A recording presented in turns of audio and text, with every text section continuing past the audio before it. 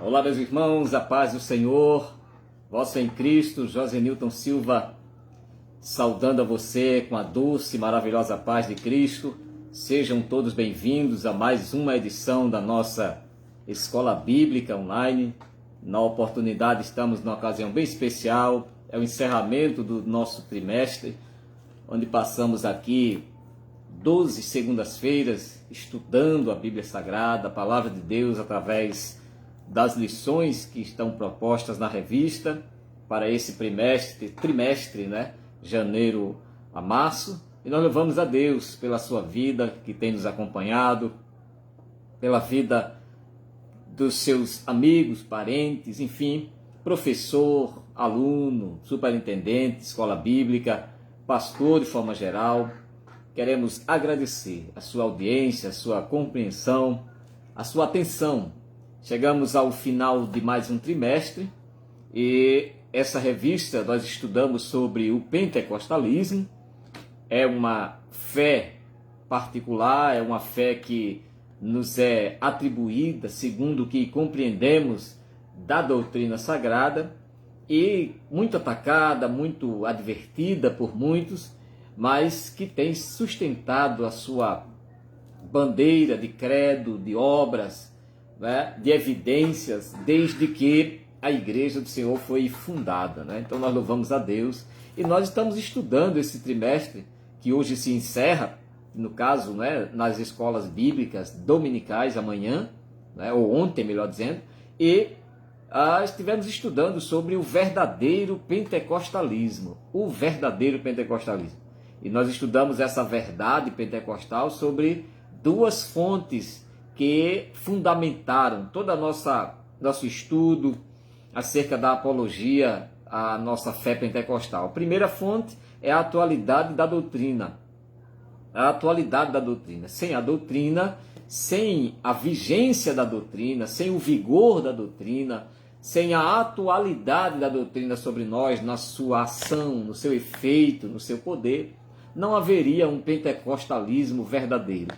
Porque muitos estão deixando de lado a atualidade da doutrina e estão adotando outras medidas doutrinárias para si, é que tem surgido outras linhas de Pentecostes, outras fontes, né, de segmentos que têm, de alguma maneira, tentado maquiar, deturpar aquilo que é verdadeiro, né? Aquilo que é falso, na tentativa de burlar o que é verdadeiro, procura parecer-se com aquilo que é verdadeiro. E nas entrelinhas da sua comunhão interna, deturpa, ou seja, corrompe os ensinos verdadeiros. Então, o pentecostalismo verdadeiro ele é baseado na atualidade da doutrina bíblica. Segundo, conforme a revista tratou, ele é baseado na atuação do Espírito Santo.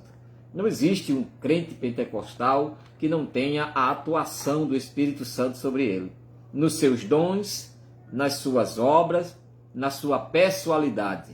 Então, as obras do Espírito, os dons espirituais e a pessoalidade do Espírito, dentro do que nós entendemos como na linha pentecostal, essas fontes que nos fundamentam, né? Como essa natureza pentecostal de crença na efusão dos dons, na pessoalidade do Espírito, nas obras do Espírito, né? Então nós louvamos a Deus por tudo isso, né? Então hoje nós estamos estudando a 13ª lição, após termos estudado a pessoa do Espírito Santo, a primeira lição. Depois vimos a atuação do Espírito Santo no plano da redenção. Depois nós estudamos o batismo do Espírito Santo. Tivemos estudando sobre a atualidade dos dons espirituais. Depois vimos fruto do Espírito, o eu crucificado. Partimos então para a santificação, comprometidos com a ética do Espírito. Seguimos estudando sobre comprometidos com a palavra de Deus. Avançamos sobre o assunto vivendo o fervor espiritual. Chegamos ao assunto que tratou do Senhor Jesus cura hoje. Estudamos sobre a 11ª lição, compromissados com a evangelização. A segunda-feira passada estudamos sobre a urgência do discipulado E hoje nós estaremos encerrando o trimestre estudando sobre voltados os olhos para a bendita esperança. É a lição de hoje, voltados os olhos para a bendita esperança. E nós louvamos a Deus desde já pela sua vida, que tem voltado os seus olhos para esta bendita esperança. E no tempo que nós estamos vivendo, numa calamidade, num estado crítico, quase de sítio, nós estamos esperando no Senhor a providência do nosso Deus. Não apenas no sentido de arrebatamento da igreja, de glorificação do salvo, né, da redenção plena do crente arrependido, não. Estamos esperando no Senhor também nesta vida.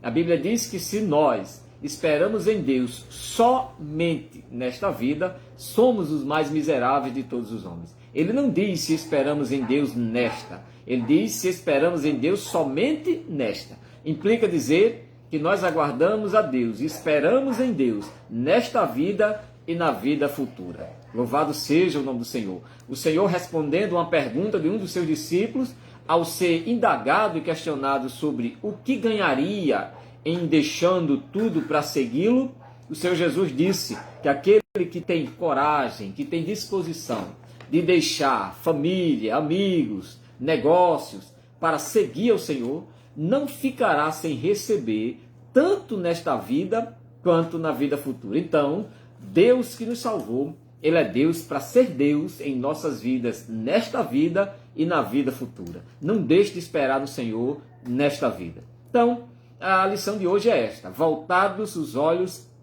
para a bendita esperança. O texto áureo é aguardando a bem-aventurada esperança e o aparecimento da glória do grande Deus e nosso Senhor Jesus Cristo. Isso está escrito no livro ou na carta que Paulo escreveu a Tito, capítulo 2 e o verso 13. A verdade prática que o autor destaca aqui é a nossa esperança é algo vivido e real. É algo vívido e real. Não se baseia em utopia e nem em imaginação humana, mas em fatos revelados na palavra de Deus, confirmados pela história. Baseia-se a nossa fé na esperança da vinda de Cristo e da glorificação da igreja.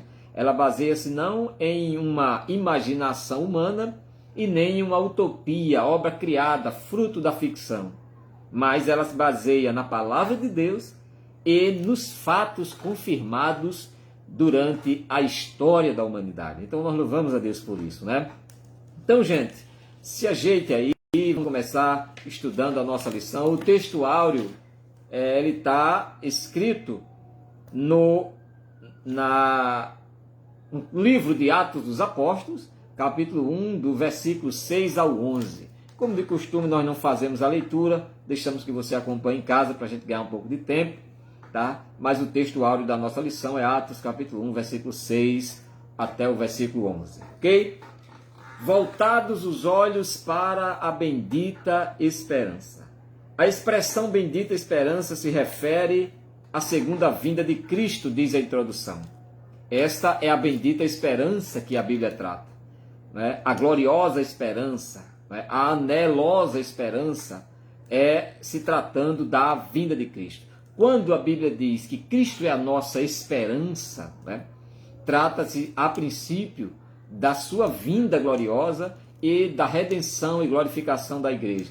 E o autor destaca aqui na introdução que é a esperança da igreja desde que Jesus retornou ao céu.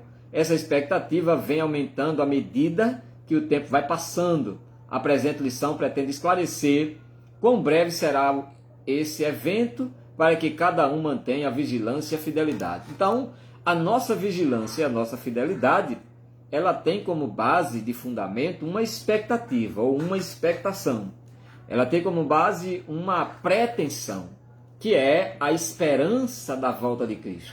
Aí Jesus subiu com uma promessa que iria voltar e que viria buscar aqueles que estivessem vivendo em esperança, que estivesse vivendo esta esperança e que estivesse esperando, né? Jesus vem buscar os crentes que estão vivendo assim, né? Que tivesse essa esperança, né, que vivesse, né, crendo, né, nesta esperança que é Cristo, e que vivesse esperando esse dia chegar, né? E nós vivemos dessa forma. E Paulo disse que se o crente não tem esta esperança, ele deve rever os seus conceitos de fé, né, de cristão, né? Então, essas verdades. Vamos definir aqui esses termos que trata do nosso título, né?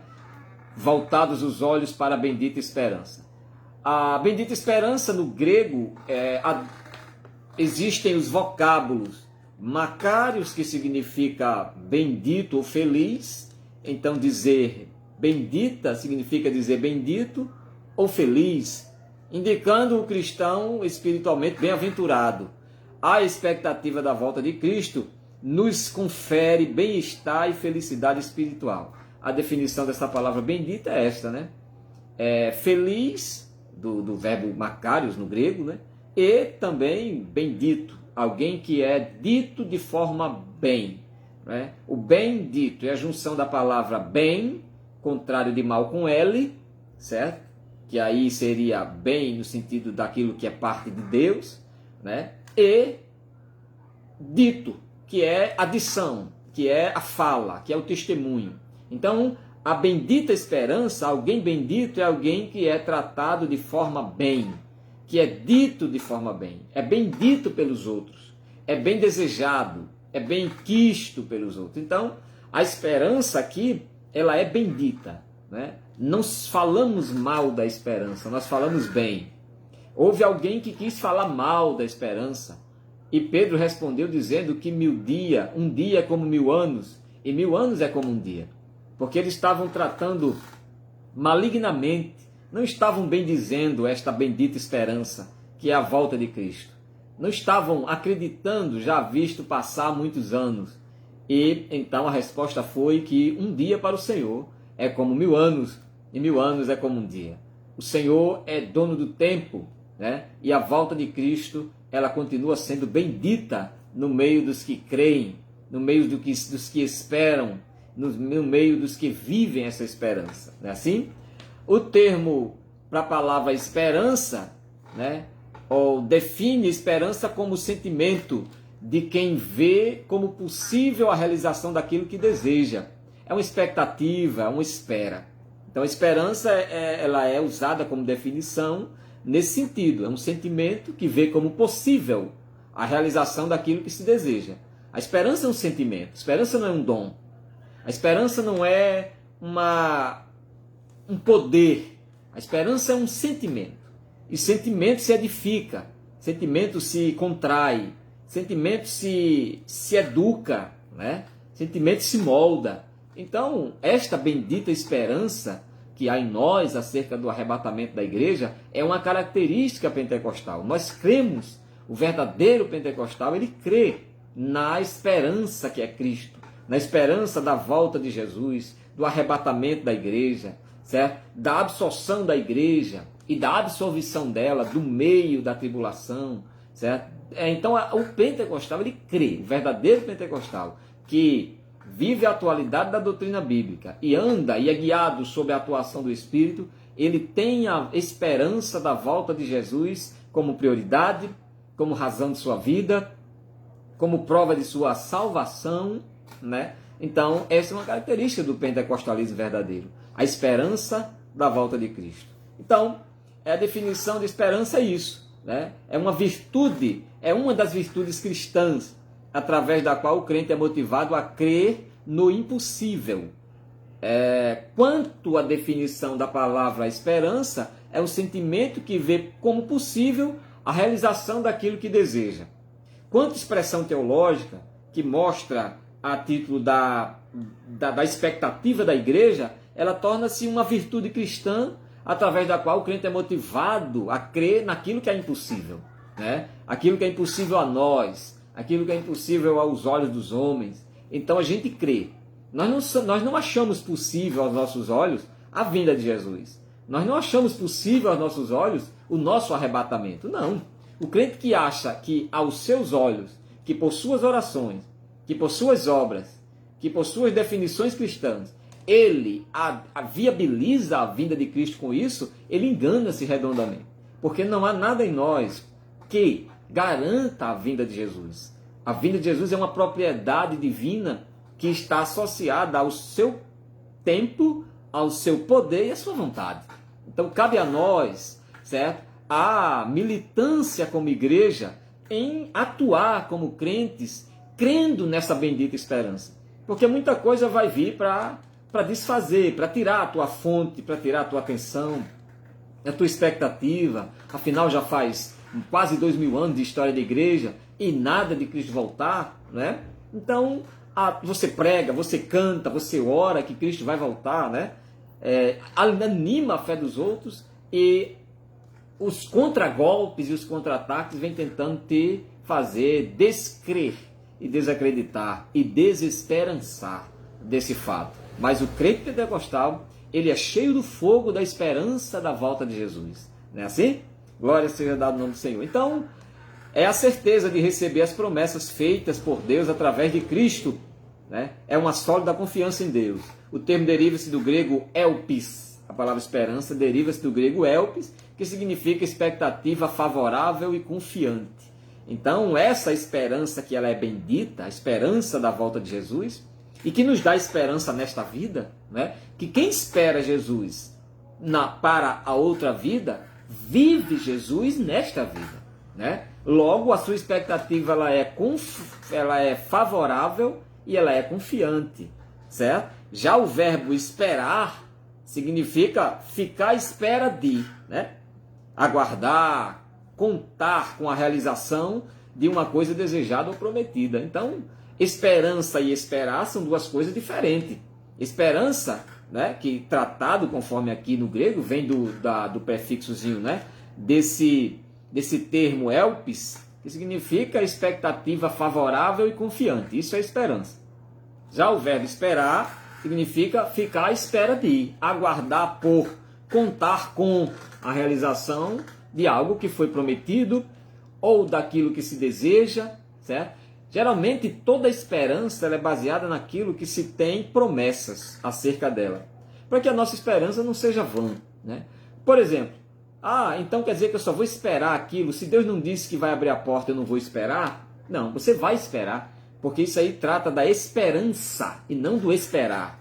A esperança ela move a expectativa, fazendo com que o crente enxergue o impossível de forma favorável e confiante.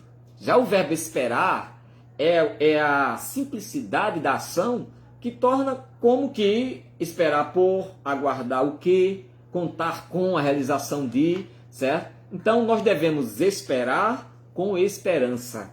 Nós devemos esperar a volta de Jesus e esperar não aguardando, não contando e não ficando à espera, mas esperar com esperança.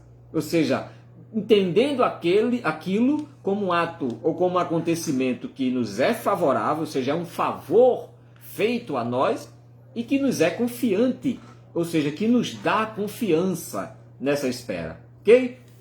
Então, já o termo, já que nós estamos tratando aqui voltados os olhos para a bendita esperança, definimos aqui a palavra bendita, definimos aqui a palavra esperança, agora vamos definir aqui o termo arrebatamento, né? Porque quando voltamos os olhos para esta esperança, nós estamos voltando os olhos para o arrebatamento da igreja. Porque a esperança, ela se revelando, ela voltando, que é Cristo, né?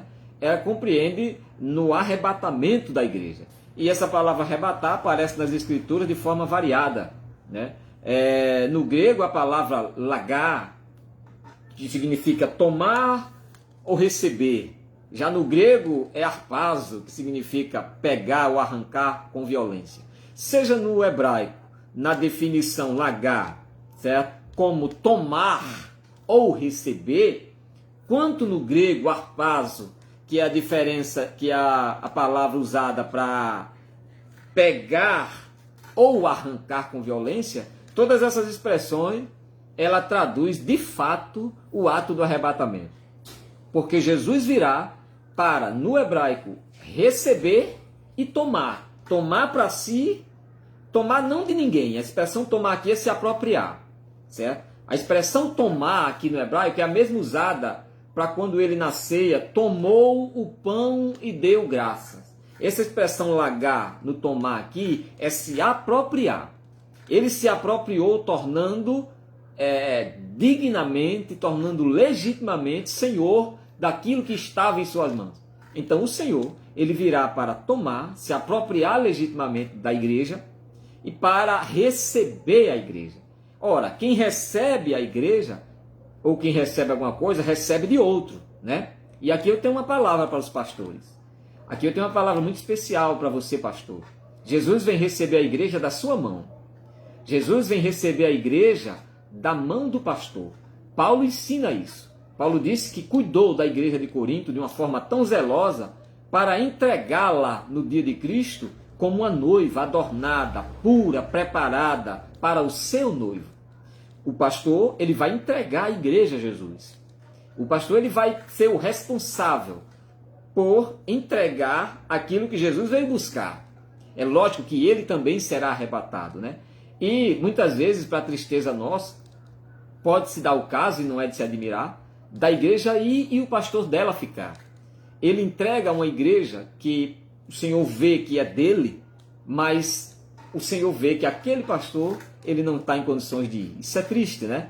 Mas nós aguardamos, né? Você e eu aguardamos o seu pastor, o meu pastor, aguardamos a vinda de Cristo Jesus e todos nós vamos nos ares com ele, né? Então, seja no hebraico tomar ou receber, ou seja no grego pegar, né? Ou arrancar com violência, e o sentido de pegar ou arrancar com violência se dá muito propriamente na expressão usada para a semântica do verbo arrebatar, que é tomar com violência, que é tomar por impulso, de repente, né? Então nós louvamos a Deus porque o Senhor virá. A nossa esperança é o Senhor, Ele virá. A nossa esperança é a volta de Jesus. Somos como peregrinos aqui e vivemos aguardando essa gloriosa esperança da volta de Cristo. Não vivemos essa alucinação. Nós não vivemos atribulado ou incomodado com isto. Nós vivemos confiante e favorável nessa vinda. Não é assim?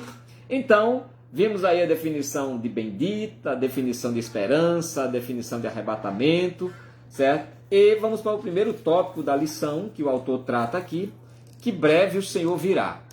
Você que está com a sua revista, a lição no primeiro tópico diz: breve o Senhor virá. A vinda de Jesus é tão certa quanto a sucessão dos dias e das noites, e disso nós não temos a menor dúvida.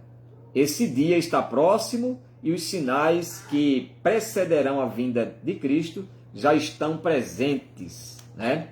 Ele trata aqui que a vinda de Cristo é tão certa quanto os dias e as noites que vivemos. Isto é uma fé. Isto é questão de fé. Mas até mesmo aqueles que não creem, certo? Não deixa de ser uma questão de verdade.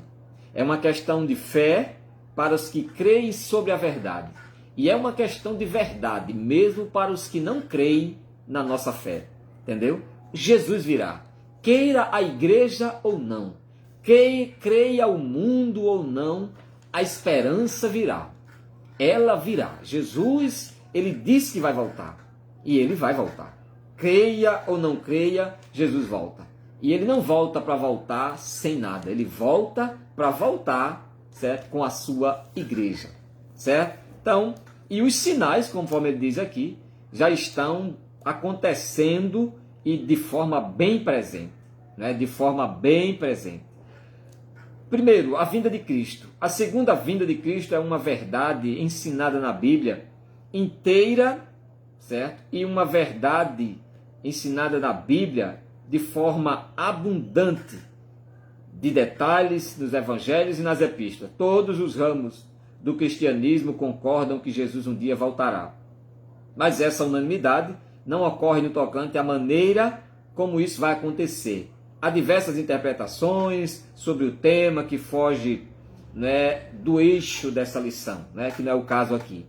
Inclui-se na expressão segunda vinda, que é o arrebatamento da igreja, conforme 1 Tessalonicenses 4,15. E a vinda de Jesus em glória, que 2 Tessalonicenses 2,8, quando Jesus ascendeu aos céus, os varões de branco disseram a ele: virá ele virá da mesma maneira que subiu.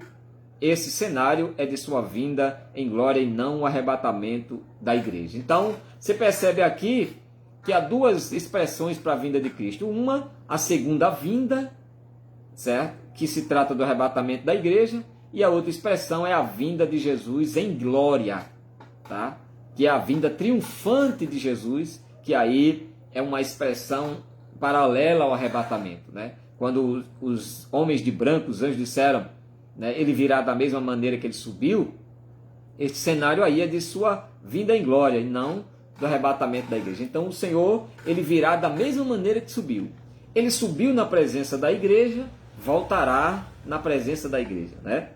Ele subiu fazendo uma promessa e voltará, né, cumprindo essa promessa. Então, ele virá da forma com que ele subiu. Subiu vencedor, glorioso, deixando uma igreja sólida, edificada, comissionada, né, pronta para atuar. E é da mesma forma que Jesus vem buscar a sua bendita igreja, certo? 2. Uma promessa de Jesus. Ele prometeu voltar para buscar e nos levar para o céu. Mas parece que antes do Pentecoste, os discípulos ainda não tinham uma compreensão exata desta vinda, né? Pelo que se pode observar na pergunta dos discípulos, quando eles disseram, Senhor, quando é que o Senhor vai restaurar o reino de Israel? E talvez eles estivessem ainda pensando num reino terreno, né? Físico, um reino político, um reino em que Israel se tornaria autossuficiente, né? Mas Jesus os corrige por duas razões principais. A primeira, o dia e a hora da bendita esperança é exclusividade do Pai. Ninguém sabe, né?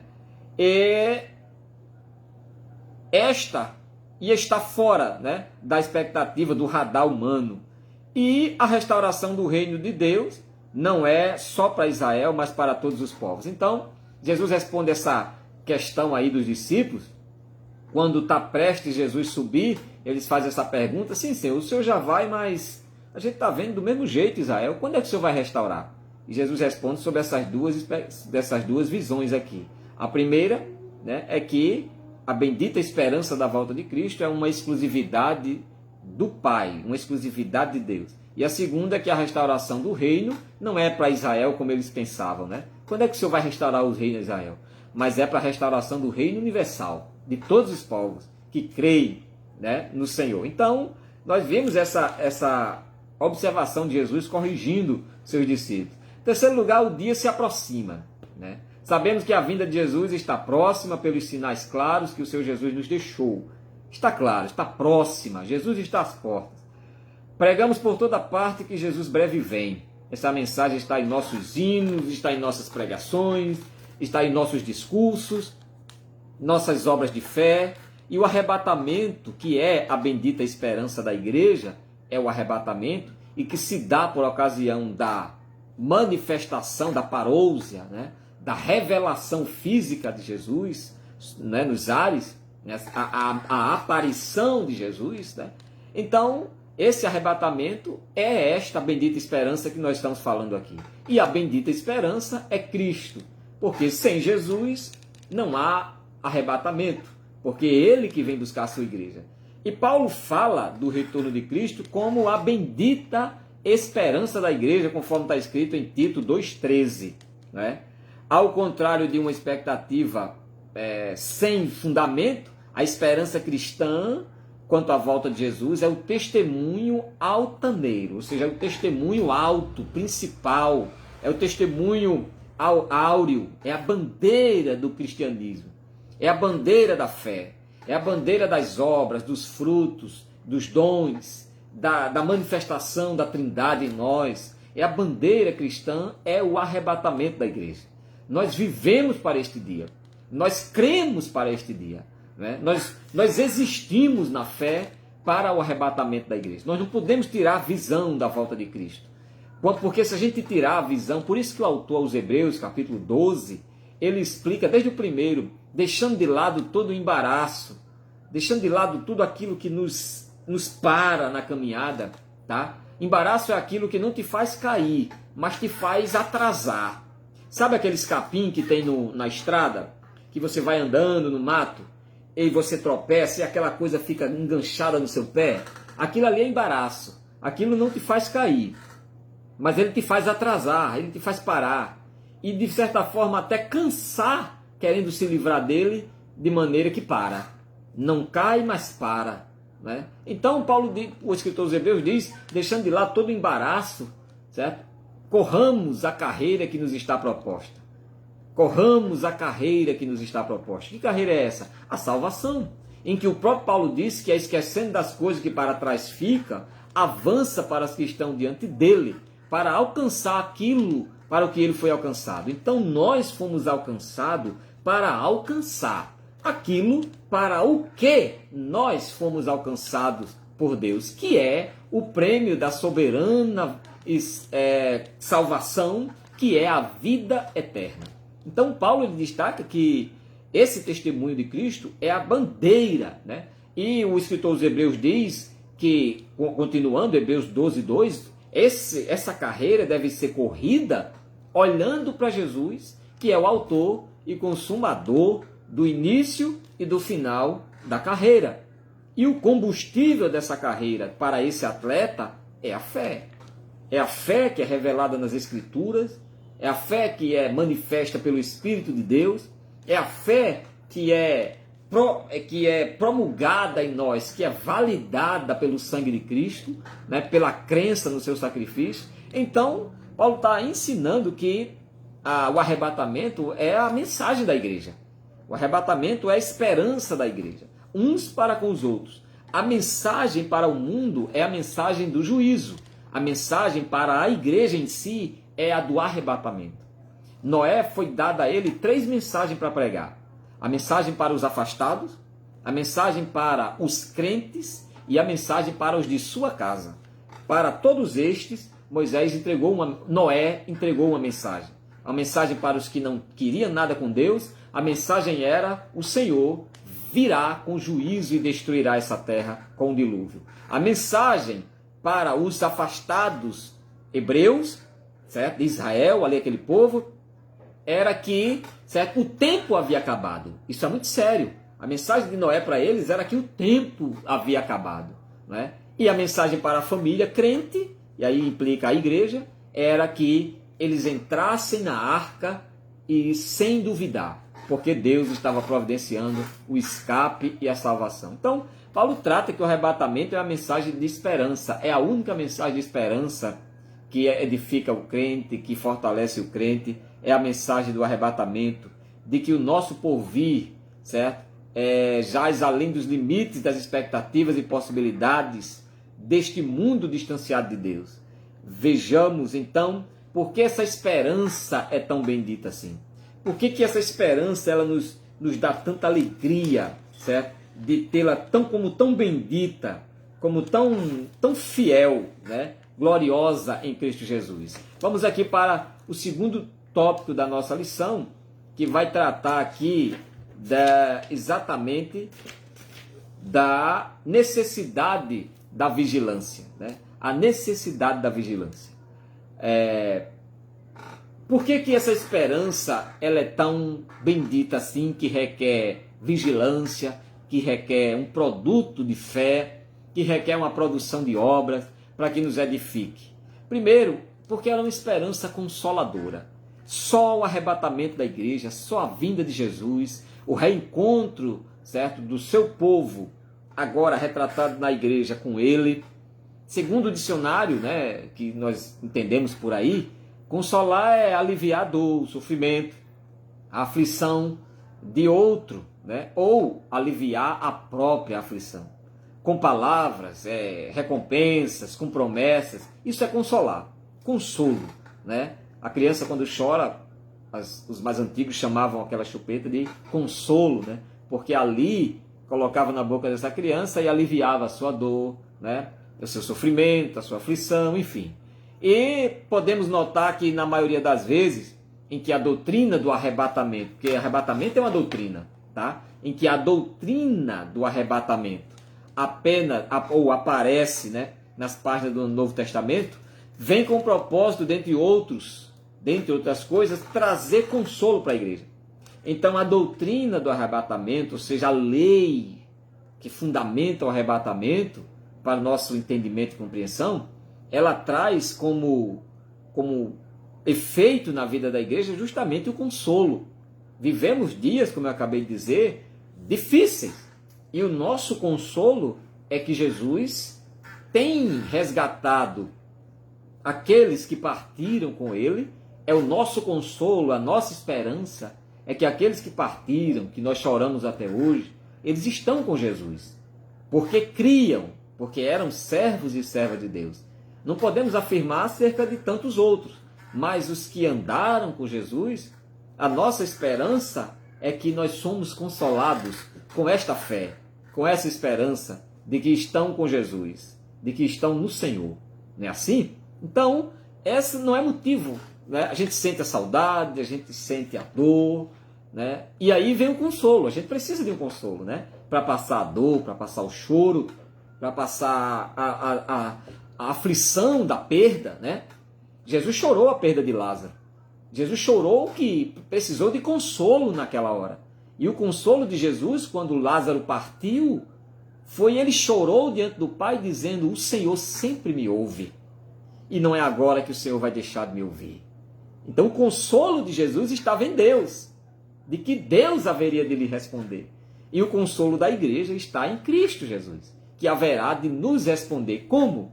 De naquele grande dia nós vermos aqueles que partiram hoje, nós vermos na eternidade e reconhecermos, né, ali aqueles que nós um dia tivemos aqui. Porque isso vai acontecer.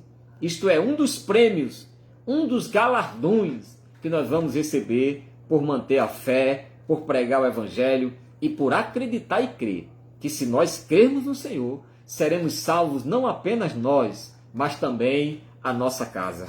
E aqueles a quem pregamos o Evangelho, aguarde, porque o teu esforço no Senhor, o teu trabalho no Senhor não será vão. A mensagem pregada ela será confirmada com sinais. Se não voltarem para Jesus em vida, certo? Vão voltar no último dia. Nós cremos nessa realidade porque Deus é poderoso para salvar. Creia nisso. Creia que naquele estágio, talvez de intubação, já no último momento não está vendo ninguém. Só Ele e Deus. E naquela hora ali, o Senhor pode muito bem ter um encontro com Ele e não permitir Ele sair dali, mas é saindo dali para ir para a casa do Pai. Tá certo? Então a bendita esperança, ela traz consolo. Por que ela é bendita? Porque ela consola. Certo? Ela traz consolo.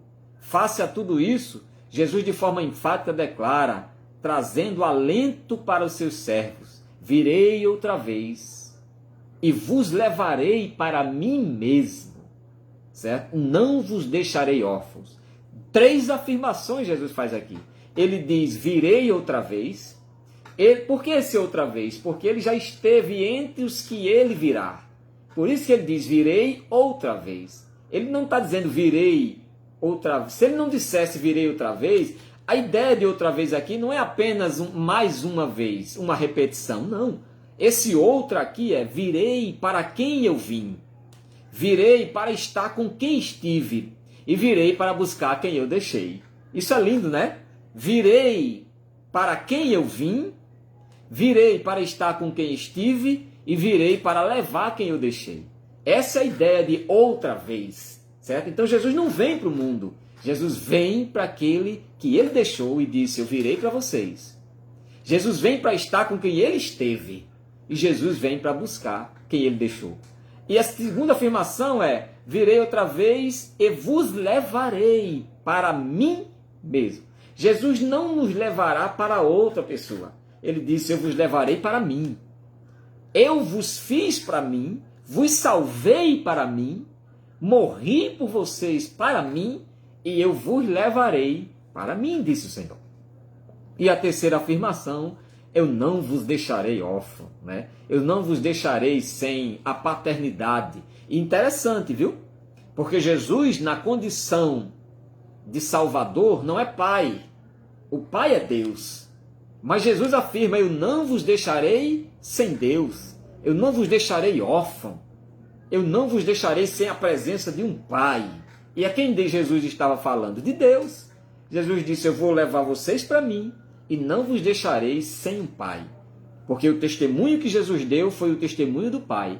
E Jesus vai nos levar para Ele para nos entregar ao Pai. Tem coisa mais linda, né? Então, é uma mensagem de consolo. Vou e venho para vós, diz o Senhor, certo? E vos levarei para mim mesmo. Não vos deixarei órfãos, né? Então, ao tratar sobre o arrebatamento da igreja e os eventos relacionados a ele, né?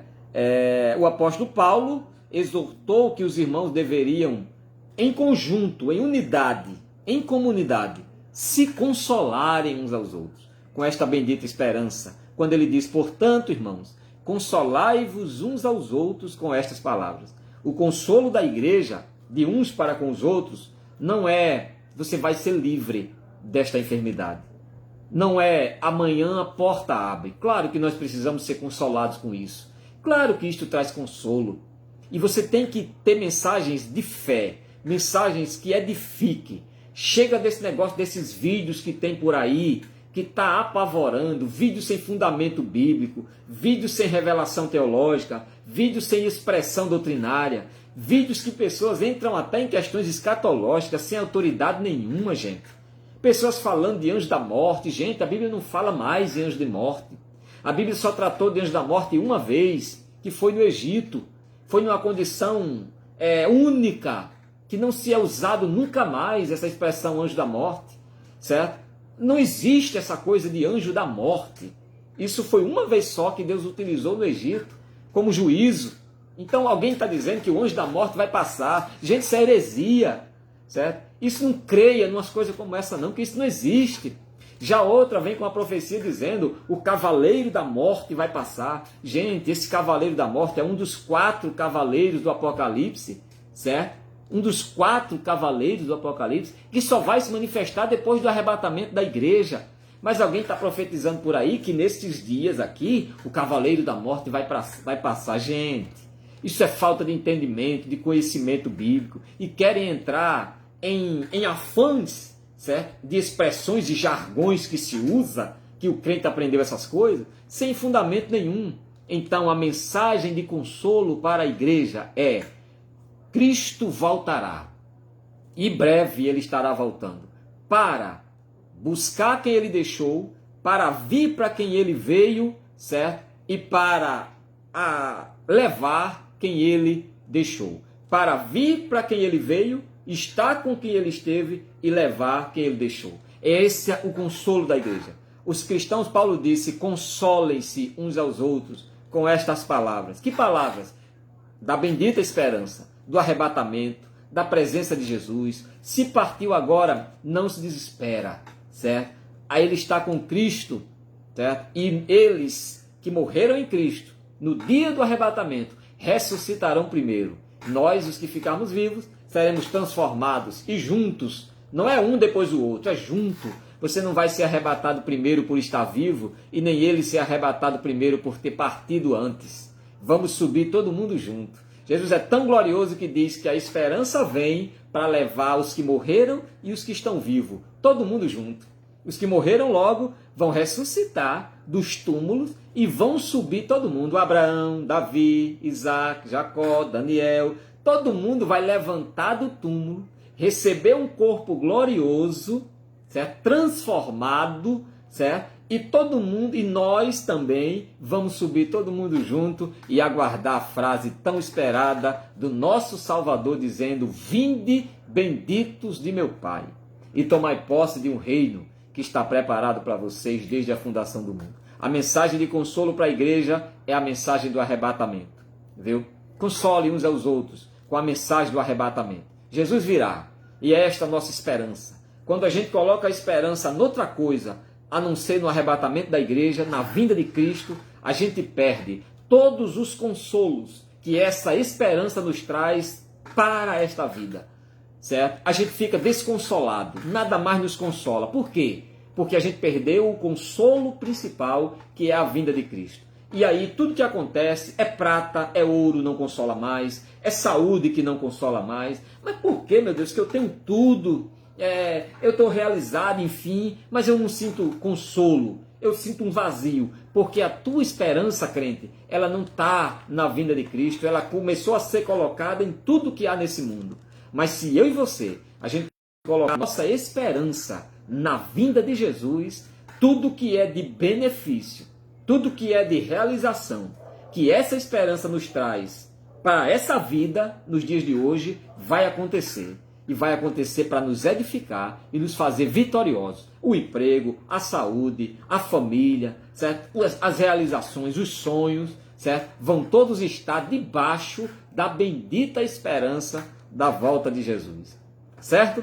Então, por que essa esperança ela é tão bendita assim? Porque ela é motivadora. Além dela ser consoladora, ela é motivadora. Ela motiva. Certo? Diante da tentação de se afastarem da verdade do Evangelho, o escritor dos Hebreus motiva os seus leitores, né, a prosseguirem a caminhada cristã, exortando eles a se desviarem, né, de todo mal e a continuarem perseverantes, apesar de todo o sofrimento vivido. Hebreus 10:36 ele diz: não lançando fora a vossa esperança, porque ela tem uma grande recompensa. A tua esperança, que é a vinda de Jesus, tem uma grande recompensa. E se a nossa esperança está na vinda de Jesus para o arrebatamento, então nós vamos ter esperanças nesta vida, porque Jesus está conosco. Nós vamos ter esperança de um tempo melhor, nós vamos ter esperança de que essa pandemia vai embora, e ela vai, porque a nossa esperança é Jesus. Nós vamos ter esperança de que aquele que está internado agora, Jesus pode tirar ele hoje mesmo de lá, certo? E você contar a vitória. Nós temos, se a nossa esperança está em Jesus, nós temos esperança de que nesse tempo de crise econômica, financeira, portas de emprego sejam escancaradas, porque a nossa esperança de felicidade está no arrebatamento da igreja e não está nas coisas desse mundo.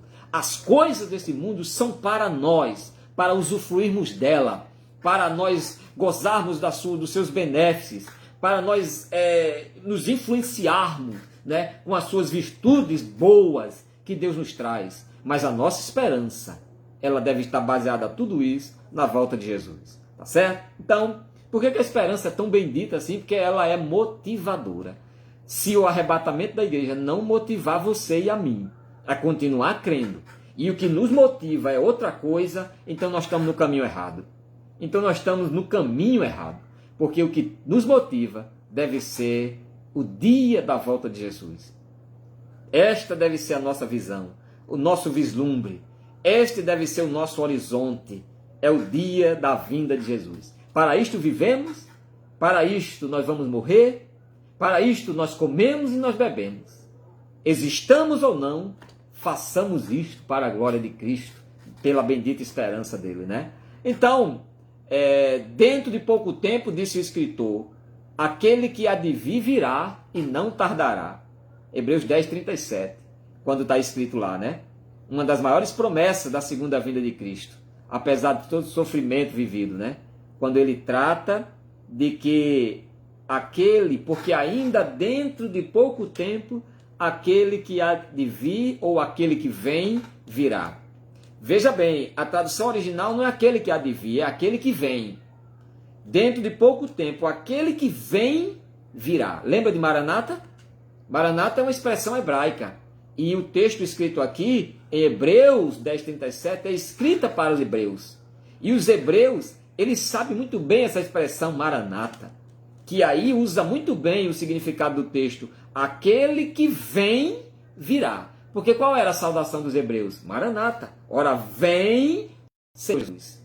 E aí, o que o escritor dos hebreus anima e motiva eles? Que aquele que vem, virá. É uma confirmação da nossa pregação de fé, de expectativa e de esperança ao dizer que aquele que vem, aquele que diz que vem, e quando o hebreu dizia Maranata, ora, vem, ele não está dizendo, certo, volte logo. Ele não está dizendo, está demorando, não. Ele está fundamentando, confirmando essa promessa de Jesus, quando disse, eu virei outra vez. Então eles confirmaram essa expressão dizendo, ora vem. Então, quando eles lembraram que Jesus disse, eu virei outra vez, a saudação de um para os outros é, ele diz que vem. Ele diz que vem. Então é hora vem, não é hora venha. Então venha, não é vem. Ou seja, confirma, Senhor, a palavra que deste ao teu servo, como disse Davi. Porque nela o teu servo espera de dia e de noite. Entendeu? Então, é motivadora. O arrebatamento da igreja é uma expressão motivadora, é um ato motivador. Por isso que nós esperamos e dizemos que é bendita a esperança. Terceiro, por que a esperança ela é tão bendita assim, do arrebatamento? Porque ela é consoladora, porque ela é motivadora e porque ela é segura. O arrebatamento é uma promessa garantida pelo próprio Deus, ainda que escarnecedores tenham surgido ao longo da história com o objetivo de negar essa verdade. Até hoje, novamente digo, o arrebatamento da igreja é uma questão de fé sobre a verdade bíblica. Para o mundo, é uma questão de verdade sobre a incredulidade da nossa fé. Creia o mundo ou não, Jesus volta. Certo? Creia a igreja ou não, Jesus volta. Certo? O mundo crendo do jeito dele, Jesus vai voltar do mesmo jeito. Só não vai levá-los. A igreja crendo do jeito dela, Jesus volta do mesmo jeito, mas também não leva. A igreja tem que crer do jeito que as Escrituras ensinam. Não é assim?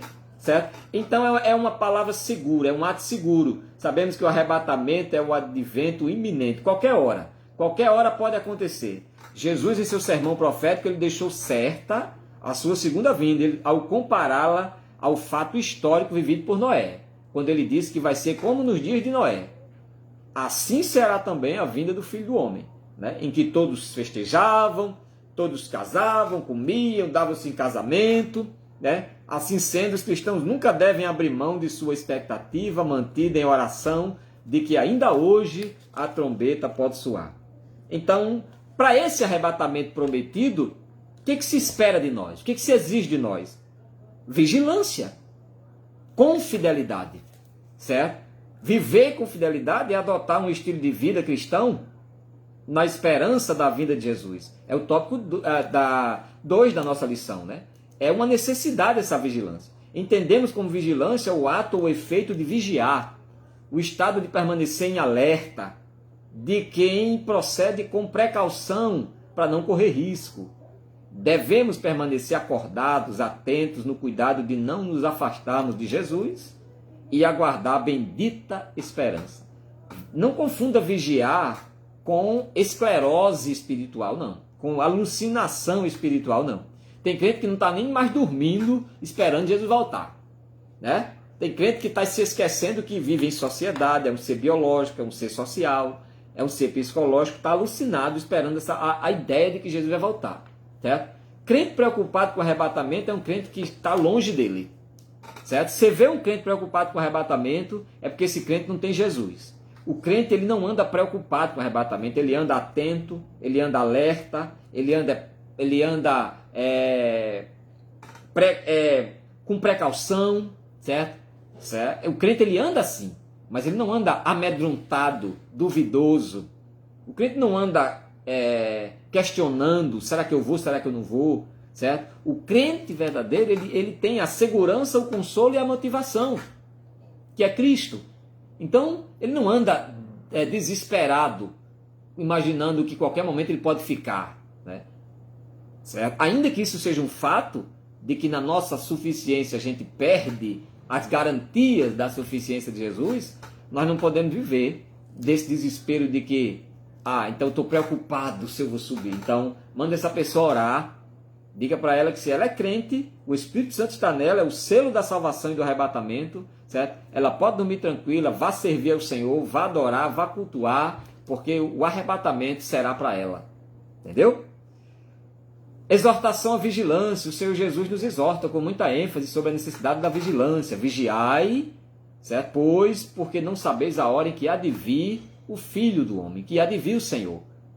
Não sabemos a hora em que a esperança há de se revelar, né? Portanto, a orientação é vigiar, certo? E ninguém vigia orando. Se vigia, em oração, certo? Uma coisa é vigiar orando, outra coisa é vigiar sob o efeito da oração, certo? Ou eu faço uma coisa, vigiar, ou eu faço outra coisa, orar. No momento só. Se no momento eu estou orando, eu não estou vigiando. Enquanto eu estou orando, certo? O Senhor, Ele vigia por mim. O guarda de Israel vigia por mim. Quando eu levanto da oração e passo a vigiar, que é observar atentamente, certo? Os contra-ataques, as reações das minhas orações, certo? E pelo fato de eu ser crente, então essa combinação de atos em seus tempos devidos nos traz essa segurança da vigilância com fidelidade. Não adianta vigiar sem orar, porque é orando que Deus nos dá a visão de um vigilante, que nos dá a percepção, que nos dá a direção para onde olhar, para o que olhar, certo? De perceber se aqui é o inimigo, se aqui é o homem ou se aqui é Deus. Mas a gente só vai saber vigiar se a gente souber orar. Nós só sabemos vigiar se a gente tiver uma vida em oração. Por que nós não vigiamos ao mesmo tempo que oramos? Porque ou eu faço uma coisa ou eu faço outra. Agora, vigiar em oração é vigiar sobre o efeito da oração, certo? Ou seja, eu estou vigiando, mas eu tenho orado. E o efeito das minhas orações é que tem me substanciado, tem me dado como combustível o discernimento, o conhecimento, certo? O entendimento, para que eu não julgue errado, para que eu não fale o que não é para falar. O que tem mais de gente aí é julgando as pessoas erradas. Gente que julga demais é sinal de que está orando nada, certo? Gente que julga demais é sinal de que não está orando. E se não está orando, não está sabendo o que está vendo, certo? Julga se está vigiando, mas na verdade está vigiando é a vida dos outros, né? E não aquilo que Deus quer que ele vigie, que são as ações do diabo na vida do próprio crente, na vida de quem está sendo usado, porque a nossa luta não é contra carne e sangue, e nas ocasiões naturais, que atua o sobrenatural, nas regiões sobrenaturais, né? Então é isso que você tem que vigiar, crente. Você tem que vigiar é o diabo, não é o seu irmão. O que você tem que vigiar é Satanás, certo? Pare de vigiar a vida de seu irmão e vigie a vida de Satanás. Vigie a vida do diabo e você vai ver o que ele faz, o que ele está fazendo, o que ele está falando, o que ele está pensando, certo?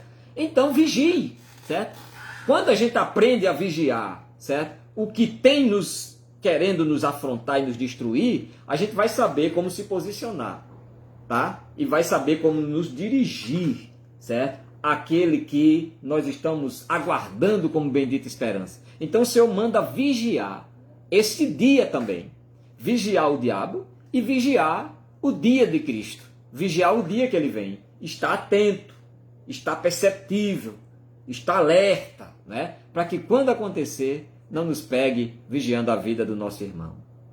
Para que quando, certo, acontecer, não nos pegue vigiando a vida de A, a vida de B, certo? Se tem alguma coisa que vigiar, é para proteger e não acusar. Se você tem que vigiar a vida de seu irmão, é para você proteger, o vigilante, para proteger, para orientar quem vai passando, não é assim que o vigilante faz? Para dar segurança, mesmo se ele não tiver até o serviço, o vigilante, mas ele está ali para lhe dar segurança. Se quer vigiar a vida de seu irmão, vigie para dar proteção, promoção e provisão. 3P. Promoção para levantar teu irmão, provisão para suprir as necessidades dele, certo? E proteção para protegê-lo, certo? Quando ele não sabe o que fazer, quando ele não está precisando de uma orientação. Então Jesus sempre falou da vigilância, né? Os alarmes falsos. Muitos líderes e grupos religiosos arriscaram-se em marcar a data da segunda vinda de Cristo, né? Alguns deles cravavam de forma definitiva, né? Outros depois constataram, né, que elas não batiam e reinterpretaram as supostas profecias e as protelaram, né, por outras datas, ou seja, adiaram a volta de Jesus, né? Disseram uma vez, não acertaram, então adiaram, não é assim? Então é um erro tentar adivinhar os tempos e as estações, pois o Senhor, nosso Deus, é quem sabe o dia e a hora, né? Só a Trindade Santa é quem sabe o dia e a hora em que Jesus irá voltar, né? Como homem, ele disse, só Deus sabe, só o Pai. Como Cristo e Deus, ele sabe, porque ele é Deus, entendeu? Então, acabe com essa história de que nem Jesus sabe ao dia que vai voltar. Acabe com isso, viu? Quando Jesus disse, né, quando está escrito que nem o Filho, certo? Nem o homem, nem o Filho, né, não sabe o dia senão o Pai, percebe que ele fala Filho. Isso aqui é uma expressão usada messianicamente que aponta para a figura humana de Jesus, que como homem ele não sabia, certo? Mas como Deus, logicamente, né, é lógico que ele sabe e ele está com um dia prontinho para vir buscar a sua igreja, tá certo? Então, como nós esperamos a vinda de Cristo? Como é que nós vamos esperar essa bendita esperança, certo? Vivendo com fidelidade. Vivendo com fidelidade, que é o terceiro tópico da lição. E para encerrar, viver com fidelidade é adotar um estilo de vida cristão na esperança da vinda de Jesus. É adotar um estilo cristão que tem como fundamento, como tópico, que tem como filosofia a vinda de Jesus. Não há um estilo cristão edificante, não há um estilo cristão autêntico, bíblico, teológico, espiritual, verdadeiro. Não há um estilo de vida pentecostal verdadeiro se ele não tiver o arrebatamento da igreja baseado na esperança da vinda de Jesus. Se ele não tiver a sua vida cristã baseada na vinda de Jesus, então não existe um estilo de vida cristã verdadeiro, eficiente, entendeu? Vai ser aquela vida sem futuro. Vai correr, correr, correr e no último dia, cadê? Não tem prêmio nenhum, porque não esperava por aquele dia. E quando aconteceu, queria ir. Sabe alguém que é anunciado uma festa? Alguém diz, está certo, pode ir. Chega o dia da festa, aquele alguém quer se organizar logo, de repente, eu vou também. Não, não é assim não. O banquete está preparado para quem está com as suas vestes guardadinhas, bem organizadinha, alvas as vestes, óleo na cabeça, o azeite, preparada as lamparinas, para quando disser, chegou o dia da festa, não tem imprevisto nenhum. Está todo mundo preparado. Todo mundo sabe o horário, todo mundo sabe a hora de sair, voltar, né?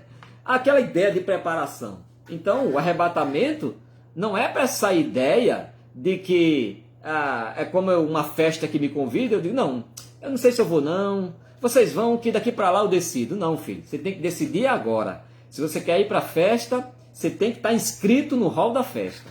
Tem que estar inscrito no livro para que quando chegar lá, a credencial bater e dizer realmente o nome dele está escrito como convidado aqui, né? Então, não dá para dizer que no dia eu decido. No dia eu decido se eu vou, se eu não vou. Não, tem que decidir agora, né? A fidelidade, a vigilância com fidelidade requer isso. Requer a adoção de um estilo de vida para nós que tem como base a esperança da vinda de Cristo. Qualquer crente que queira viver as bondades de Deus para essa vida, que queira viver a vitória de Deus para essa vida, viu? Porque Deus tem vitória para a nossa vida aqui sim. Deus tem salvação, tem cura, Deus tem milagre, Deus tem prosperidade, Deus tem vida, certo? Deus tem alegria para a nossa vida, sim. O salmista disse que na tenda do justo, na casa do crente, há voz de alegria, voz de salvação e milagre. Então pronto, isso é para acontecer aqui. Então não deixe ninguém vir empurrar na sua mente que não, o crente tem que viver assim mesmo, debaixo da luta, tem que viver se arrastando, chorando, tem que viver sofrendo, porque tem que ser assim. Negativo, viu? Certo? A nossa vida é marcada, o escritor diz, certo? Paulo disse a Timóteo, aquele que deseja viver sinceramente, verdadeiramente com Cristo, ele deve estar pronto não só para usufruir das bênçãos de Deus nessa vida, como também para padecer pela causa do Evangelho. Então você vê que há bênçãos para a gente usufruir aqui, como fruto da gente aguardar a suprema bênção que há de vir. Lembra de Salomão? quando o Senhor, depois de 24 dias, de uma solenidade que ele pensava que ia ser 7, ele pensava que ia ser 7 dias de festa, que era o costume da inauguração do templo. E o negócio foi tão bom que durou 24 dias. E no último dia, o Senhor não responde a Salomão dentro da igreja, mas vai responder em casa. E quando ele chega em casa, o Senhor diz: Salomão, pede o que queres que eu te faça. Peça o que queres que eu te faça. E Salomão diz: Senhor, a minha esperança está na bendita esperança do Senhor. Quando ele disse: me dá sabedoria para edificar a minha vida na tua presença e cuidar do teu povo. Aí o Senhor disse: já que a tua esperança está na esperança de Deus, na esperança gloriosa, então eu vou te dar todos os benefícios que esta esperança tem para a tua vida. Vou te dar sabedoria, riqueza e vitória sobre os teus inimigos e mais. Vou te dar longos dias de vida. Você vê que quando a nossa esperança está no Senhor, no arrebatamento da igreja, o Senhor cuida do que nós esperamos nele aqui. O que você tem esperado em Deus? A cura? Espera no arrebatamento que Deus traz a cura aqui e hoje para a tua vida. O que você tem esperado no Senhor? É a porta de emprego? Espera a porta do céu abrir para a igreja subir. Se alegra com esse consolo e tu vai ver que de uma hora para outra o telefone vem, a mensagem vem e a porta de emprego se abre. Porque Deus é fiel para aqueles que esperam nele. Viu? Quem espera no Senhor, certo? Somente nesta vida é o mais miserável de todos os homens. Mas quem espera no Senhor, na vida futura, nesta vida, ele é o mais abençoado de todos os homens. Tá certo? Então, vivendo com fidelidade. Né? Nós estudamos aqui, em primeiro lugar, breve o Senhor virá. 2, a necessidade da vigilância. E agora, vivendo com fidelidade. O crente, para guardar essa esperança, ele tem que viver com fidelidade. A definição para fidelidade é a qualidade de ser cheio de fé, característica do que é fiel, lealdade. O que é um crente fiel? Um crente cheio de fé. Um crente fiel não é aquele que diz e faz. Porque dizer e fazer é uma característica natural do ser humano. Mas um crente cheio de fé, aí marca, certo? Uma atenuante diferente daquele que só diz eu vou fazer e faço. É um crente que faz movido pela fé. E aí não é todo mundo. Aí o crente precisa viver com fidelidade. Que uma das definições é viver cheio de fé. É uma característica do que é fiel. Certo? A fidelidade é uma característica daquele que vive cheio de fé. Lealdade, ou atuar com verdade. Certo? Então, os termos fidelidade, verdade, lealdade pertencem ao mesmo campo semântico da Bíblia. Certo? Ou na Bíblia, certo? Então, ao mesmo campo, né, semântico, a palavra semântica implica naquilo que é significado da palavra enquanto raiz, enquanto definição. Então, se o Senhor entre nós testemunha, seja o Senhor testemunha entre nós verdadeira e fiel, né, mostrando toda a boa lealdade, conforme está escrito, né, seja o Senhor entre nós testemunha de verdade e fidelidade. Jeremias 42, 5. Né? Josué disse, quando chamou o povo para decidir a quem servir, o povo disse, nós queremos servir ao Senhor. Josué disse, não, do jeito que vocês estão não pode. Eu sei que vocês querem, mas do jeito que vocês querem, desse jeito não dá. Se vocês querem, então lance de fora de vós toda a incredulidade, a idolatria, lance do meio de vocês tudo que não presta. E assim vocês vão servir. Aí o povo disse, nós queremos. Aí Josué entra com outra prova. Josué diz, então, vocês são testemunhas entre vocês mesmos de que vocês escolheram a Deus para servir. Vocês são testemunhas. E Deus tem sido testemunha. Então, gente, essa é a definição da palavra fidelidade, né? Deve ser um estilo de vida do crente cheio de fé, né? Que nos encaminha para uma vida de esperança, uma vida de crença, uma vida de obra, tá? Porque a fé na esperança bendita que traz o consolo, a motivação e a segurança, que é a vinda de Cristo, que nos dará aqui, nesta vida, o devido consolo, segurança e motivação para caminharmos nesta vida, na vida secular, na vida religiosa, vida espiritual, vida familiar, nos 4 âmbitos da estrutura moral, social, física e espiritual do homem, certo? Então, tudo isso, certo? Todas essas definições para consolação, elas são para esta vida também, desde que a nossa visão esteja no arrebatamento da igreja, certo? Então, depois da definição, a gente percebe a fidelidade de Deus. A verdade é um dos atributos morais de Deus, que reflete nas outras perfeições divinas, dentre as quais fidelidade, né? A fidelidade de Deus é grande, né? Deus é fiel. Essa frase, Deus é fiel, né? É uma frase que tem que estar na nossa vida sempre. Deus é fiel, né? Essa fidelidade de Deus é baseada na sua fidedignidade. Deus é mais do que fiel, Deus é fidedigno. Qual a diferença, irmão, de fiel e fidedigno? Fiel, certo? Se fiel é aquele que já é marcado por caracteres de alguém que age com fidelidade, lealdade e verdade, fidedignidade é aquele que é digno de ser fiel. É o único que é digno de ser fiel, é Deus. Nós não somos dignos de nenhuma expressão de fidelidade. Nós não somos dignos de fé. Nenhum homem na terra é digno de ter fé, mas baseado na fidedignidade de Cristo, que foi o único fidedigno, ou seja, digno de revelar nele a autoria e a consumação daquilo que viria nos tornar fiéis, que é a fé. Certo? Então, só em Cristo, certo, é que temos esse consolo, certo? É que devemos viver. Há um hino da harpa que diz: só em ti, meu Senhor, eu desejo estar, né? Então, só no Senhor, certo? Então, nós estamos vendo agora sobre essa fidelidade, é uma das virtudes cristãs provenientes do Espírito na vida do crente.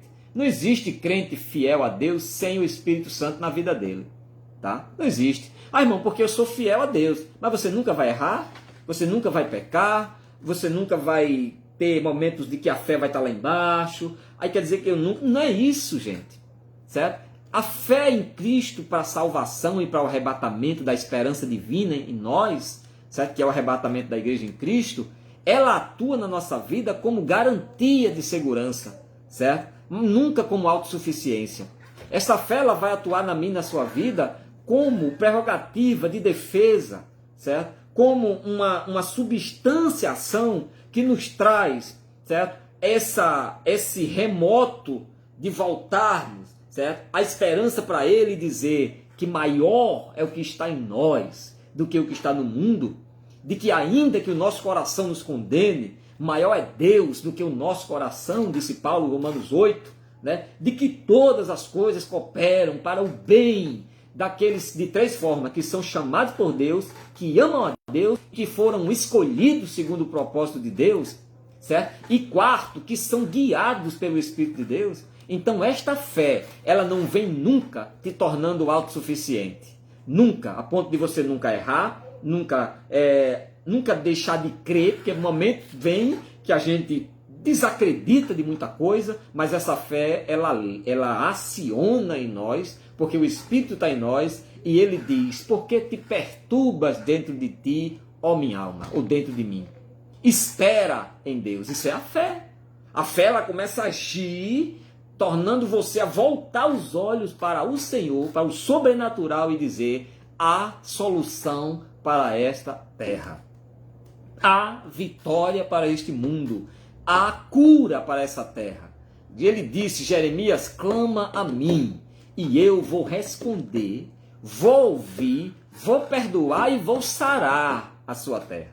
Certo? A terra voltará a ser frutífera, a terra voltará a ter abundância. Certo? Então, tempos e estações. Jesus responde à pergunta dos discípulos, ampliando o horizonte desse reino, quando os discípulos disseram: mestre, quando é que o Senhor vai restaurar o reino a Israel?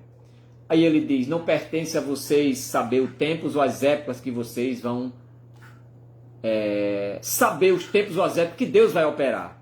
Mas, ele diz, né, nesses termos, estações aqui, nos versos de Kairos, significa ocasião, que se refere aos eventos críticos que devem acompanhar o estabelecimento do reino. Tempos e estações são prerrogativas de Deus. Deus é quem tem os tempos e as estações, né? A palavra época, certo? Ela é usada para um nível de tempo. E a palavra situação, de momento, é usada para outro nível de tempo. Há citações na Bíblia que você vai olhar e a expressão tempo vai estar escrito como época, certo? É um tempo que vem e que dura por um tempo. E há também expressões de tempo que são tempos vividos e que são transitórios, entendeu? Então, os tempos e as épocas pertencem ao Senhor, tá certo? Então, louvado seja Deus por isso. Diante dessa fidelidade que Deus quer de nós, quanto à fé, na esperança do arrebatamento, certo? Porque às vezes a gente tem fé para tudo, a gente tem fé para ser curado, a gente tem fé para a porta de emprego se abrir, a gente quer para muita coisa, mas o Senhor está tratando conosco nessa lição de termos fé para o arrebatamento. Porque para não acontecer de naquele dia a gente dizer, mas Senhor, mas no teu nome eu não curei, no teu nome eu não tive fé para curar, para abrir porta, para fazer isso e aquilo. E qual vai ser a palavra? Apartai-vos de mim, porque eu não vos conheci. A palavra conhecer aqui é apartai-vos de mim, porque eu não aprovei. Eu não estive convosco. Por quê? Porque vocês tiveram fé para fazer a obra, mas não tiveram fé para ser alvo da minha obra, que é salvar vocês. Compreende? Às vezes temos fé para fazer a obra, temos fé para cantar, para pregar, para sair no meio do mundo, mas nos falta fé para esperar em Cristo.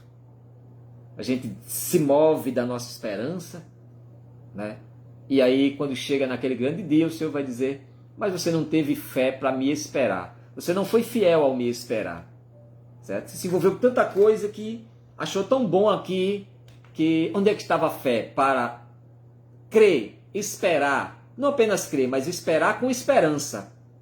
E eu disse no começo aqui que esperar é a ação de ficar aguardando, contar com ou esperar por, né? Mas esperança é um sentimento, certo? Não é um dom, tá? Não é algo fictício, não é uma espécie de poder que a gente invoca de Deus, não. Esperança é algo que se recebe de Deus como virtude do Espírito, como presença do Espírito, é diferente, e que gera em nós, dia a dia, um sentimento que nós vamos nos familiarizando, vamos edificando, a ponto desse sentimento nos tornar favoráveis e confiantes, numa expectativa que humanamente é impossível, mas sobre a fé ela torna possível. O arrebatamento da igreja não é produto de igreja, é obra divina. Só Ele pode fazer, certo? Então, por fim, como é que eu espero essa bendita esperança? Como é que eu volto os meus olhos para essa bendita esperança? Para a gente terminar, certo? A esperança de todos os que obedecem a Deus, que acreditam sem reservas na sua existência e no seu poder, está na vinda do Senhor, está na vinda de Jesus, conforme 1 Tessalonicenses 4, 16, 17. As Escrituras descrevem não apenas a promessa, mas também nos ensina que devemos esperar a promessa. Ela só não nos ensina, não nos informa, como também nos adverte instrucionalmente, certo? A nos prepararmos, a esperarmos por ela. Por isso que não dá para a gente esperar o arrebatamento do jeito que a gente bem quer. Tem que esperar conforme a instrução da palavra de Deus, né? E como deve ser essa espera? Como deve ser, então? Primeiro, devemos esperar com anelo. Assim como em nossos dias, toda noiva possui uma grande expectativa em relação ao dia de seu casamento. Semelhantemente, a igreja como noiva preparada, 2 Coríntios 11, 2, certo? Demonstra seu desejo de encontrar-se com o noivo, que é Cristo. E o Espírito e a esposa dizem, vem. E quem ouve diz, vem. Certo? Então, Apocalipse 22, 17. Aos que amam a vinda do Senhor, o apóstolo Paulo afirma que está garantida a coroa da justiça. Desde agora a coroa da justiça me está guardada, a qual o Senhor, disse Paulo, o justo juiz, me dará naquele dia. Opa, me dará. Ele não me deu, ele me dará. É a mesma expressão que ele confirma de dizer, eu não alcancei, mas eu estou avançando para alcançar. E tem gente que acha que já está no céu. Tem gente que acha que já está de posse da vida eterna. Tem gente que acha que já está no paraíso. Gente, nós estamos numa peregrinação, numa luta conforme Paulo diz, que é esquecendo das coisas que para trás ficam, é nos edificando, é nos fortalecendo em Cristo para alcançar aquilo que nos espera, que é a vida eterna. E Paulo disse, eu não julgo que eu já alcancei. E ele repete agora dizendo, agora a coroa que me está preparada, que vai ser me dada pelo justo juiz, já está guardada. Ela está guardada para você, está guardada para mim, mas não foi dada ainda não. E a expressão é, guarda o que tens, para que ninguém tome o que está reservado para você. Tá certo? Então, como é que devemos esperar a vida de Cristo? Anelando. O que é anelar? É ansiar, desejar, querer, sabe? É se preparar para aquilo. A noiva se prepara para o seu noivo. Prepara o seu corpo, prepara o seu psicológico, prepara as suas emoções. Ela está toda preparada para aquele dia, né? A mulher que sabe bem dessas coisas, né? Ela está toda voltada para aquilo. O mundo dela está girando em torno daquilo. Tudo é um deslumbre para ela. Ela não vê mais nada do seu lado, certo? A noiva ela só vê aquele dia. Ela está lá ajeitando o cabelo, ela está lá produzindo, ela está lá se arrumando, mas ela está pensando no encontro com o noivo. Como vai ser sua primeira noite, como vai ser seu primeiro contato, como vai ser o seu sim naquele dia, como vai ser o seu olhar, sabe? Como vai ser? Quem é que vai estar vendo? Quem é que vai estar olhando? Ela só tem na mente dela, certo? Tudo nela gira em torno do acontecimento, que é o encontro com o seu noivo. Do mesmo jeito é a igreja. A igreja deve estar preparada, sonhando, desejando, certo? Nós estamos como uma ideia de noiva, que o noivo nos deixou, foi para a casa do pai e disse, eu venho buscar vocês. Mas vocês não são minha namorada, vocês são minha noiva. Jesus não deixou namorada, Jesus deixou noiva. Noiva para o judeu é um contrato de casamento como é que se diz? Inviolável. O noivado para o judeu é um contrato de casamento baseado em dote, em promessa, dote porque se pagava, dava-se um testemunho, o pai da noiva dava casa, o pai da noiva dava toda estrutura para o pai do noivo, né? Dava toda estrutura para que ele sustentasse a noiva, e Deus deu toda a estrutura a Jesus para ele sustentar a sua noiva, que é a igreja. A noiva guardava um perfume do seu noivo, esperando ele voltar um dia para buscá-la, e ela teria que estar perfumada com aquele perfume, e aquele perfume deveria estar no vaso, certo? Por isso que a Bíblia diz que nós somos o bom perfume de Cristo, tá? Então, o noivado é um contrato de casamento, de núpcia, certo? Então, Jesus vem buscar não uma namorada, Jesus não vem buscar uma paquera, Jesus não vem buscar um flerte, Jesus não vem buscar apenas um desejo emocional, uma paixonice. Jesus vem buscar a sua noiva. Jesus vem buscar a sua amada. Se você está desejoso por Jesus, eu quero dizer para você que o noivo também deseja a noiva. O noivo, quando ele está na igreja esperando a noiva, ou no cartório, enfim, ele está doido para ver a sua noiva. Ele está ali, tudo gira, como é que ela está, se ela está bonita, se ela está bem, se houve algum imprevisto, por que está demorando, quando é que ela vem, né? O noivo, ele fica naquela expectativa. Não existe casamento sem noivado.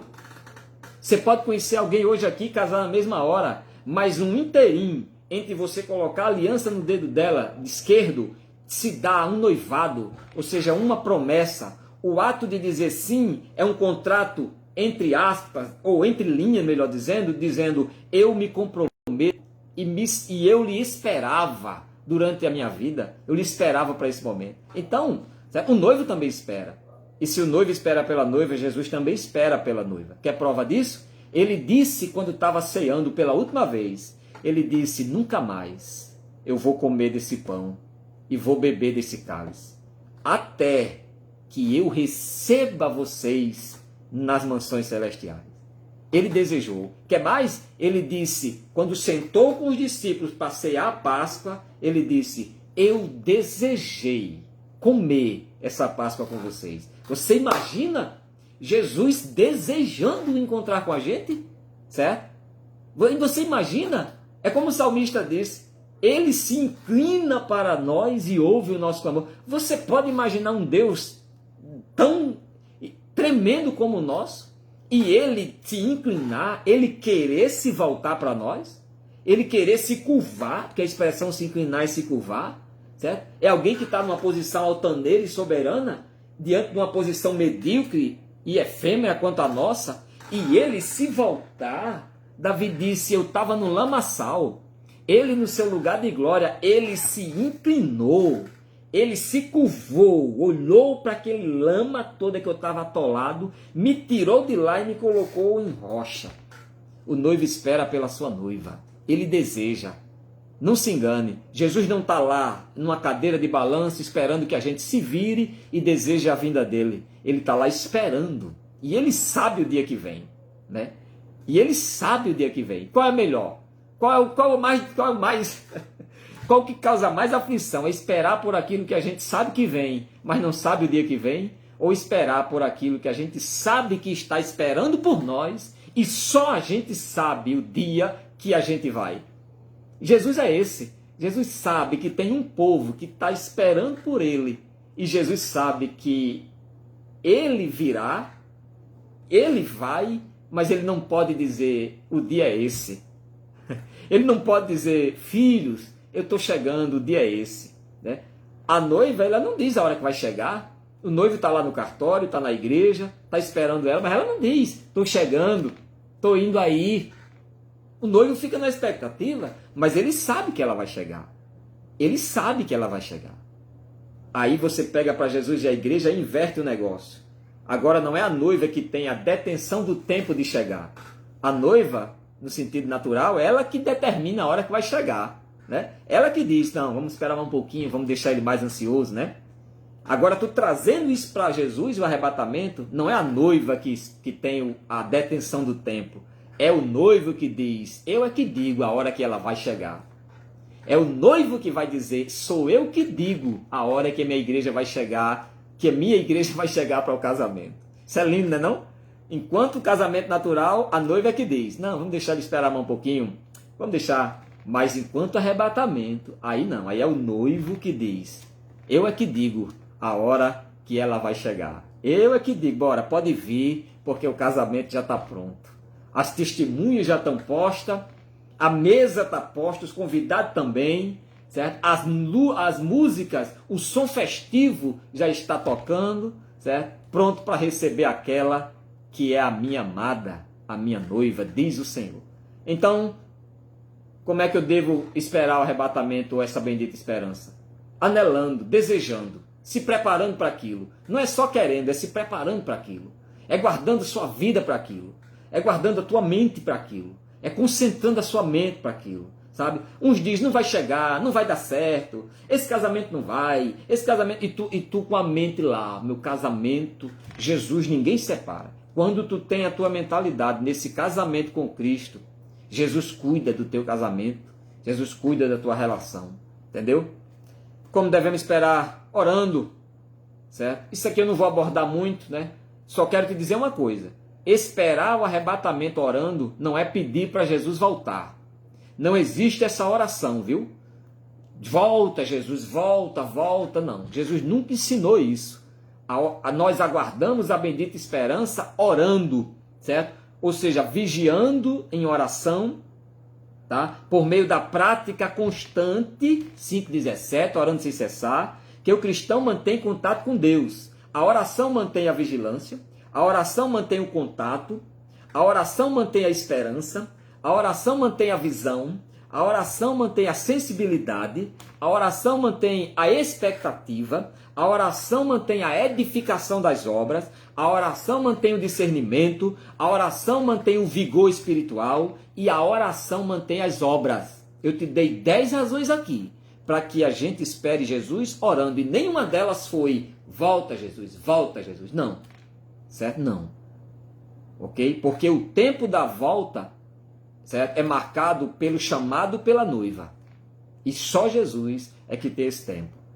Então, por fim, como é que devemos esperar esse arrebatamento? Certo? Com prudência. Com prudência. Porque assim como o relâmpago sai de um lado e do outro, assim também será a vinda do Filho do Homem.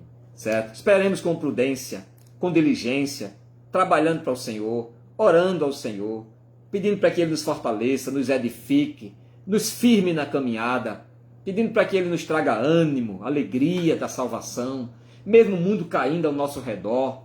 A oração é que nos sustenta na esperança da vinda de Cristo, tá? A oração é que nos sustenta, a palavra nos traz a informação do que devemos crer, a oração nos traz a instrução de como devemos fazer, certo? A oração nos traz o pegar da mão, a oração nos traz o conduzir de Deus sobre nós, tá certo? Por fim, a gente termina esse trimestre falando voltados os olhos para a bendita esperança. O autor encerra dizendo: viver com fidelidade é ser fiel e leal a Deus durante toda a vida, esperando Cristo, certo? A fidelidade ao Senhor Jesus, ou a sua volta, sendo crente nele, a fidelidade a ele é uma das condições para herdar o reino dos céus. O Senhor Jesus falou inúmeras vezes sobre a sua vinda. Ao ascender o céu, 2 anjos reafirmaram essa promessa e disse: esse Jesus que vocês estão vendo subir é o mesmo que foi recebido no céu, é o mesmo que há de vir, como para o céu o vistes ir. E o escritor aos Hebreus diz: aquele que há de vir, vem. E ele estava falando de Jesus. Ele estava falando de Jesus. A volta de Jesus para nos levar ao céu é a esperança da igreja. É a esperança da igreja. Então, continuemos esperando em Cristo. Obrigado a você que esteve conosco. Que a bendita esperança reine em vossos corações. Esteja presente na sua vida. Certo? Que Deus abençoe. Minha irmã, meu irmão, você, jovem, senhor, senhora, esteve conosco. Que Deus abençoe a sua vida, a sua casa, a sua família. Aguardo vocês no próximo trimestre, falando acerca dos dons ministeriais e espirituais. Com as nossas orações, Deus em Cristo Jesus vos abençoe com a paz que há em seu Filho, a nossa bendita esperança. A paz do Senhor em Cristo Jesus, vosso em Cristo, Josenilton Silva. Amém.